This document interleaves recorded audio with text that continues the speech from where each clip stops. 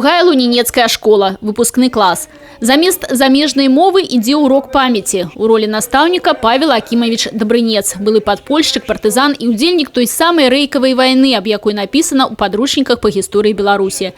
Для гэтых юнакоў і дзяўчат сённяшняя сустрэча – унікальны шанец пачуць жывога сведку падзей даўно мінулых дзесяцігоддзяў.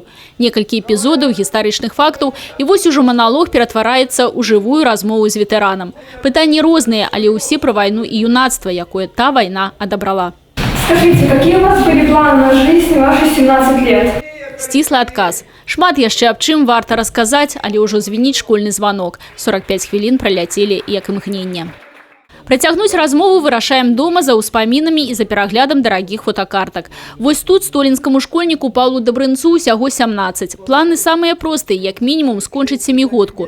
Толькі замест школы юнак ідзе на вайну. Дакладней, у падполле. Адбылося гэта проста і без пафасу у чэрвені 1941 года пасля прапановы знаёмага камсамольца.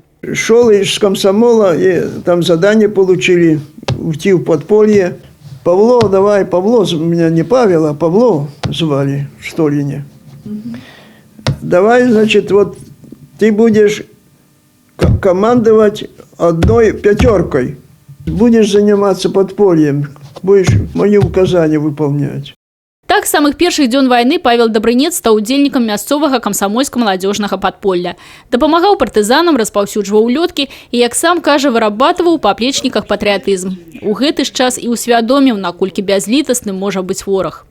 На площади в Столине построили висельницу, и, по-моему, 6 человек повесили.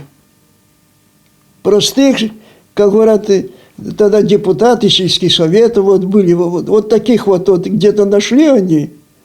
И 6 человек или 9, может, 6, наверное. 6 человек повесили, и целую охрану поставили, и целую неделю все они висели. Ён перажыў вайну, зрабіў кар'еру ў юрыспрудэнцыі, ажаніўся і працягнуў свой род.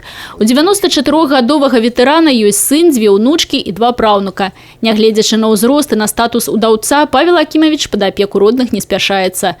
Кіруе ветэранскім хорам, сустракаецца з грамадскасцю, проста жыве і памятае. Аб спаленых лунінецкіх вёсках, аб тысячах забітых і пакалечаных, аб сотнях дзяцей, якія засталіся сіротамі. Ён памятае ўсё, і ў гэтай памяці няма тэрміна даўніны. Татьяна Будгусаим, Людмила Салзна, Александр Дьяченко, телерадиокомпания «Брест».